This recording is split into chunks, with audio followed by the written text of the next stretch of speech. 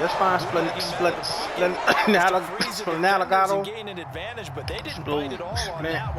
Splag.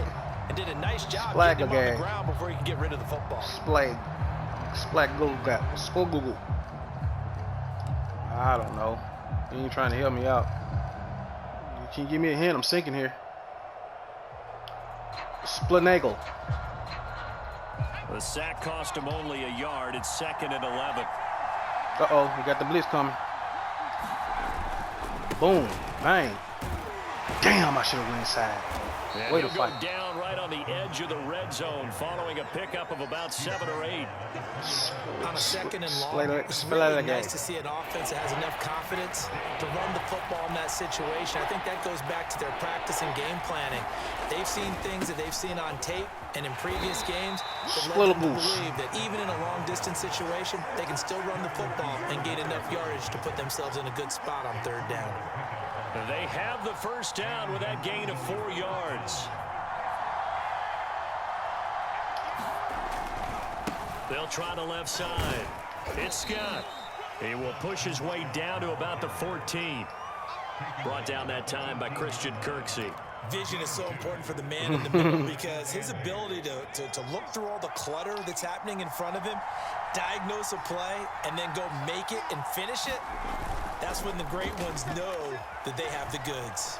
Flushed out right, and he will slide to a stop. He does have the first down. Hurts dangerous when he runs that football. He's got a first. Partner, he was going through his progressions. Not there, not there. After about the 3rd one, he decided he better pull it down and run for it. And he slides down and avoids the hit for good measure. They'll run with Sanders, and he goes backwards on this one, losing yardage to the 7. It's a loss of 2 there, bringing up 2nd down.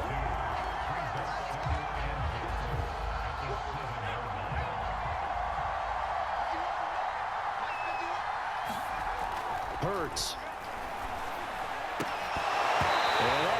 Oh, bro, you garbage as hell. I don't know who you are, where you come from, bro. You suck. You are crap. This will be play number 8 on the drive. It's 3rd and goal. Here's Hurts to throw. And he is going to go down. I'll take that 3. I'll take it. I sure no will. Score after 1 on EA Sports.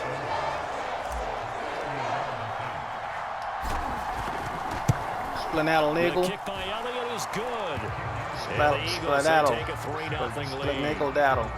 So the turnover leads to points as they add 3 there. Yeah, what a sequence there, and a nice one for them. They forced the interception, put together a little drive, and then come away with 3 points. Nothing to it, partner. Just do it.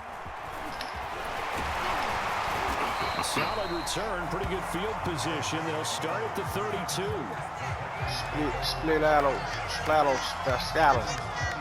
Houston's offense already at the line, set to get going. They threw an interception the first time they had the football, only gave up 3 points off of that, so shouldn't be a difficult hole to overcome. It really shouldn't, as long as they're not listening to the chatter coming from the other side, because when you throw a pick, look, I know defensive backs, they have a tendency to be a little bit loud after they take one away, but they also have a tendency to gamble a little bit more, thinking they'll get a second one.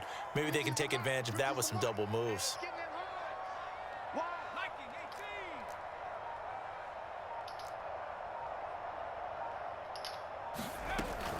A run with Lindsey out of the gun. And he'll be stopped right at midfield. That's good for a Texan first down, a 12-yard pickup. He's obviously a bit of a shorter running back. Sometimes when he goes up the middle like that, he gets lost in there, and then he pops out for 10, 20 yards. I actually asked NFL linebackers if that was true. Do you actually lose sight of some of the smaller running backs? And all of them confirmed that that can be a problem. Think of it this way. 2 of the top running backs in NFL history, Emmitt Smith, Barry Sanders, both 5'10". A good position to be in here, 2nd and inches. They go play action now. Taylor. Throw right side into the hands of Akins. 2 yards, good enough for a first. They got a completion there. That's clearly an example. One side happy, the other side not very happy. Defense, hey, take 1 or 2 yards. We're good with that. Offense, you got to expect to get more on the passing play. Play action. Now Taylor. He's got his target. Chris I was there. I was there. Down to the 9.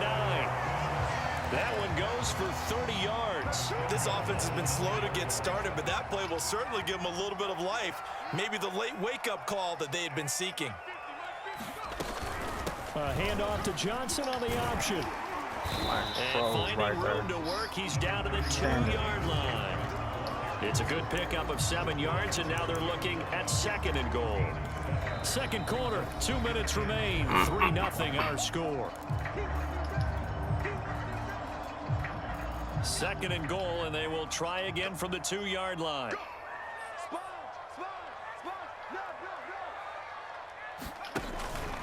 They'll try to run with Lindsey. And I think they stopped him again. They did at the 1-yard line. Call it no gain that time, and now it's 3rd and goal. His path became similar to almost running a stretch play, didn't it? Trying to find a crease, anywhere to put his foot in the ground and cut back. It just never materialized. They'll look to run with Ingram. Defensively, they rallied the troops to force 4th down after that 7-yard pickup back on 1st. Defense didn't budge on 3rd down. Now what are we going to see on 4th? We are soon to find out, but does this feel like old school football or what, right? Yeah. This is an old-fashioned goal line stand. I know what I would call on offense. Come on, y'all. Who's in there? Texans. Mark Ingram taking it in from 2 yards out, and the Texans have taken the lead. So 4th and goal, their head coach gave that offensive line bro, who's in there? to punch it in, and this time they were successful. They certainly That's a good ass goal line D, I guess. Didn't it? And how about the fact that they stayed with the ground game? Because a lot of times in that situation, partner, we see teams try and roll the quarterback out, give him a little run-pass option, and treat it like a 2-point conversion play. In this case, they went with a little bit more power and got it done. 122, I'm in there. The Eagles offense set to begin their next drive. And looking at this situation, Charles, you got more than a minute. You've got all 3 timeouts. Probably no need to play this safe. So what you're saying is that we're doing a little bit of a mind meld here, aren't we? Because I'm thinking along the same lines as you.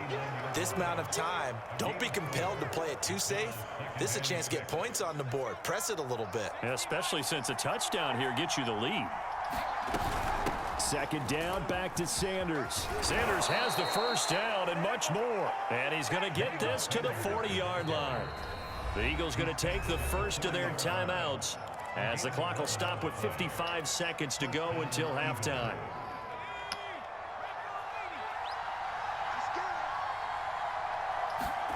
On 1st down, Hurts. Zach Ertz has it complete. And he'll be down deep into Houston territory. The thing that hurt on that play, the missed tackle, that allowed the extra yardage. It's a matchup game in the NFL. You get the guy that you want isolated, have him miss a tackle, and off you go. And Sanders has got it complete. Now the Eagles will use the 2nd of their timeouts as they'll stop it with 14 seconds to go in this first half. Looking to throw again on 2nd down. Hurts. And he's got it. Touchdown. Zach Ertz in the final seconds of the first half. And once again, the Eagles are back out in front.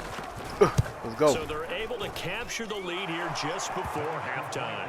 And not only that, they get the ball to start the second half. That's right. This is almost like basketball down the stretch, right, where you get the 2-for-1 situation where you try and get 2 shots to your opponent's 1. In this situation, they got the touchdown. They'll get another shot at to start the second half. Could be a big turnaround. And he's up across the 25 and down at the 28.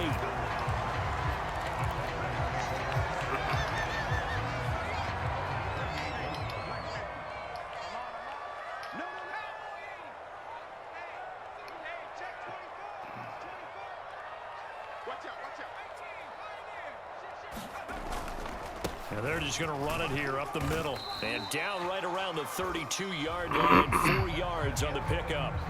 First half in the books. You're watching the NFL on EA Sports. Way to reward yourself, man. Way to reward yourself. The ball back second half. Kick 3. You got your 10. Way to reward yourself, man. We can go up 17. Quarter gets underway. Scott on the return out of the end zone. And he'll be dropped at the 21-yard line. So bringing it out of the end zone proves not a good decision. Loses him about 4 yards.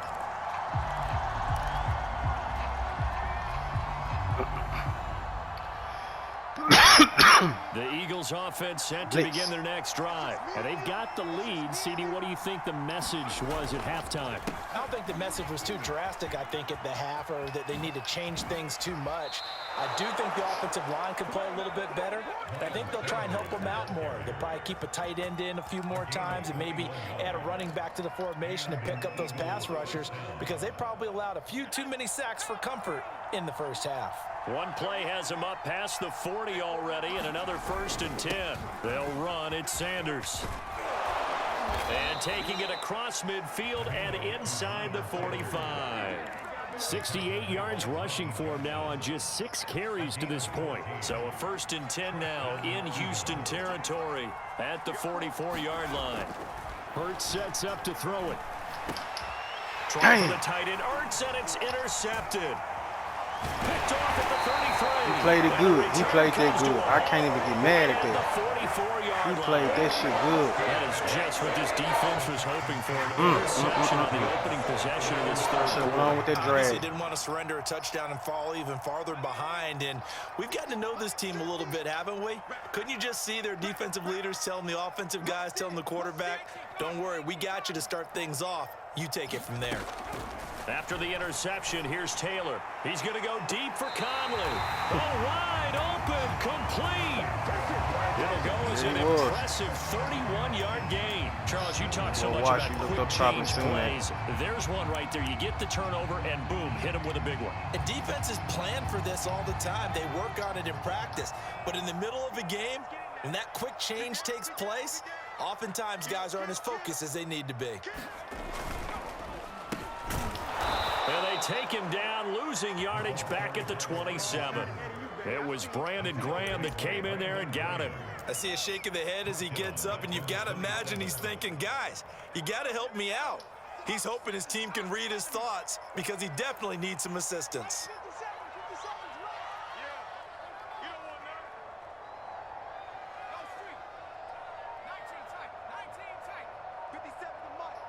Ron.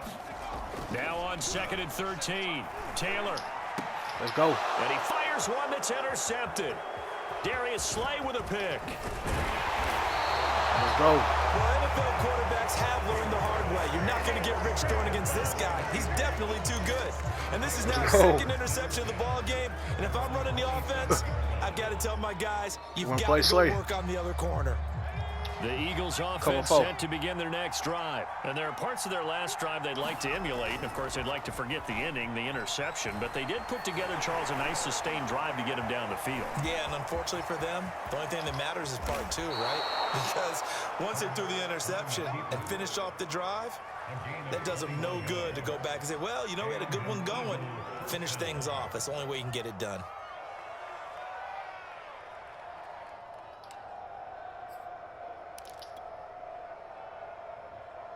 So one play, and they're already just shy of midfield. They'll run with Sanders. Let's go, Sanders. Still won't go down. Sanders shaking and baking. Oh, goodness. End zone for an Eagles touchdown. Miles Sanders, 52 he don't like that. yards. He don't like that. Eagles are able to strike quickly to add on to their lead. Bottom line, when you play a runner with these talents, you've got to be able to wrap up and get him on the ground. Or the first person who gets there, up long.